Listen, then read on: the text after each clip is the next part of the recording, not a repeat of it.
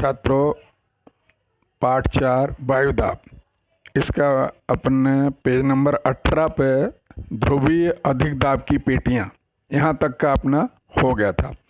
ये पहला पैराग्राफ इसका हो गया था। इसका दूसरा पैराग्राफ देखें। सूर्य की उत्तरायण और दक्षिणायन क्रियाओं के कारण पृथ्वी के ऊपर पड़ने वाले सूर्य प्रकाश की अवधि और प्रखरता विषुवत रेखा से उत्तरी और दक्षिणी गोलार्धों में बदलती जाती है।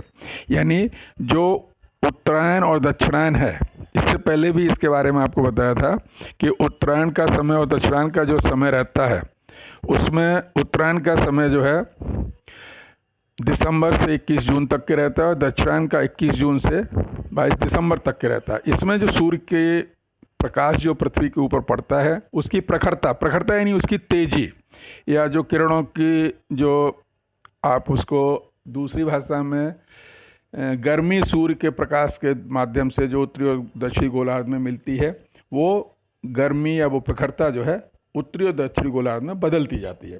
फलतः तापमान पेटियों और उन पर आधारित दाब पेटियों के स्थानों में परिवर्तन आता है। यानी जो ताप पेटियां हैं उनमें और दाब पेटियों के स्थानों पर जो वायुदाब की पेटियां हैं और तापमान की, उनमें परिवर्तन आता है। ये परिवर्तन सामान्यतः उत्तरायण में 5 अंश से 7 अंश उत्तर की ओर अथवा दक्षिणायन में 5 अंश से 7 अंश दक्षिण की ओर होता है। इसी को वायुदाब पेटियों का दोलन कहते हैं। यानी ये जो होता है, इस अंतर को हम वायुदाब की पेटियों का दोलन कहते हैं।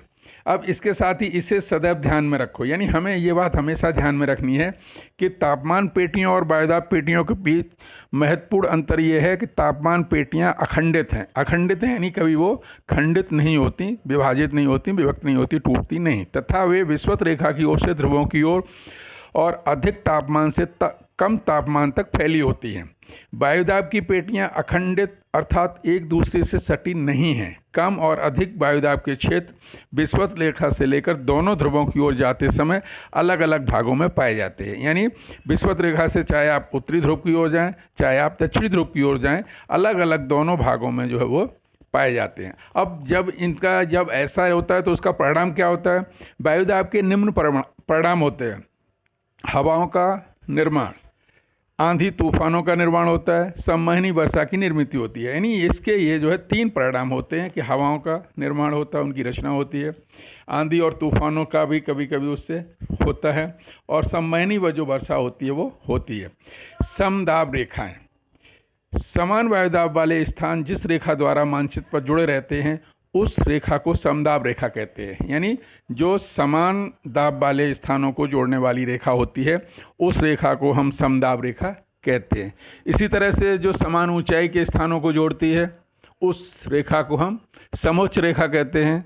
समान वर्षा वाले स्थानों को जो रेखा जोड़ती है उस रेखा को हम समवर्षा रेखा कहते हैं। इसी तरह से समान दाब वाले जो स्थान हैं उन जिस रेखा द्वारा मानचित्र पर जुड़े रहते हैं उस रेखा को हम समदाब रेखा कहते हैं। इसके बाद पेज नंबर 19 पर देखें। आकृति 4.4 वैश्विक वायुदाब वितरण, वार्षिक औसत वायुदाब मूल मिलीबार में। अब इसमें आपको ऊपरी मानचित्र का निरीक्षण करो और वायुदाब का वितरण समझो। इसके लिए निम्न मुद्दों को ध्यान में रखो। यानी जो मुद्दे दिए हैं और जो चित्र दिया है उस चित्र को हमें देखना है।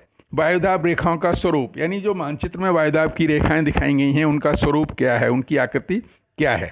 कम और अधिक वायुदाब के प्रदेश और उनका अक्षांशीय वितरण, यानी जो कम वायुदाब के क्षेत्र हैं और अधिक वायुदाब के क्षेत्र हैं उनका जो अक्षांशीय वितरण है वो भी हमें मानचित्र में दिखाया गया है, उसको अपने को देखना है। महाद्वीप और महासागरों में समदाब रेखाओं की दिशा और उनके बीच की दूरी, यानी जो महाद्वीपों में और महासागरों में समान दाब की जो रेखाएं हैं उनकी दिशा, यानी किस दिशा से किस दिशा की ओर हैं, और उनके बीच की, उनके मध्य की दूरी जो है वो हमें उसको देखनी है, उसको समझनी है।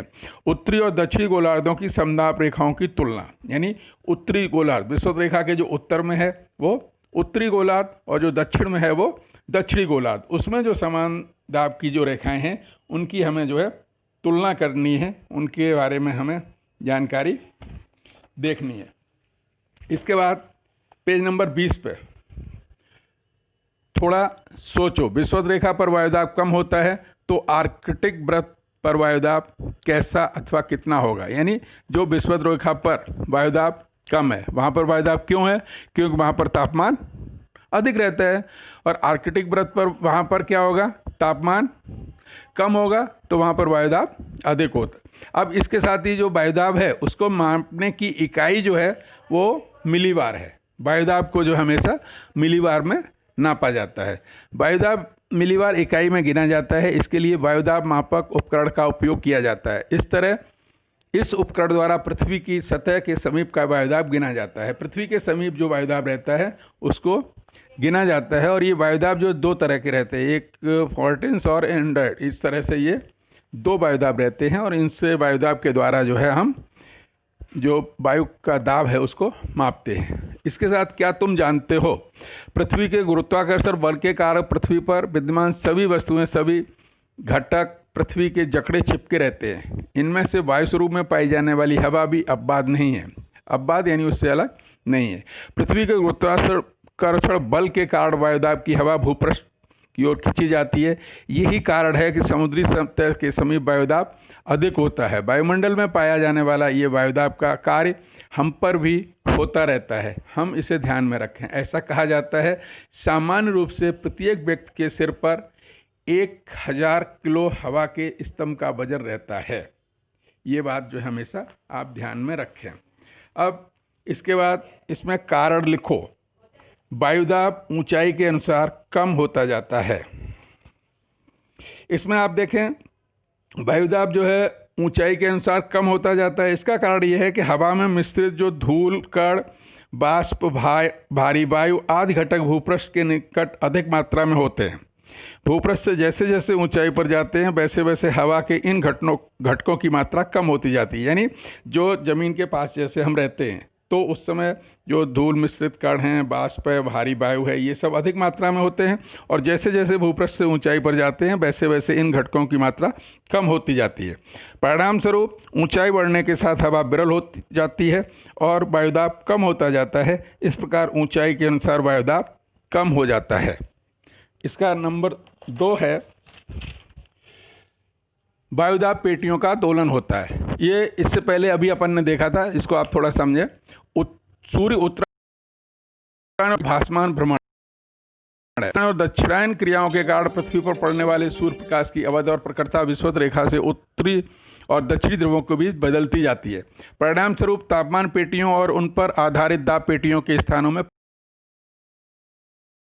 पर उत्तरायण में 5 अंश से 7 अंश उत्तर की ओर और दक्षिणायन में 5 अंश से 7 अंश दक्षिण की ओर सरकती हैं। इस प्रकार वायुदाब पेटियों का दोलन होता है। इसके आगे का जो स्वाध्याय है वो अगले पीरियड में अपन करेंगे। ठीक है।